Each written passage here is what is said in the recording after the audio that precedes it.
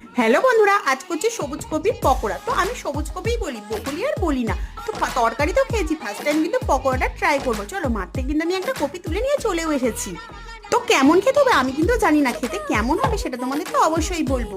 আর আমি কিন্তু প্রথমবার ট্রাই করছি, তরকারি অনেকবার বানিয়েছি, কিন্তু পকোড়াটা যে কিরকম হবে চলো তার জন্য কিন্তু বেসন, চালের গুঁড়ি, কালো জিরে, লঙ্কা, হলুদ, নুন, ভাজা মশলা সব কিছু দিয়ে জল দিয়ে সুন্দর করে ব্যাটার বানিয়ে নিলাম।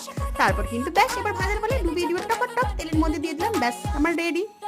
চলো, গরমা গরম পকোড়া তোমার রেডি। এবার কিন্তু খেয়ে বলি কেমন হচ্ছে। তার আগে তোমরা কিন্তু যারা এখনো চ্যানেলটি সাবস্ক্রাইব করোনি, প্লিজ সাবস্ক্রাইব করে দেবেন, পাশে দেখো। আর তোমরা কিপটেমি না করে প্লিজ ভিডিও দেখার শেষে একটা করে লাইক করে দিও।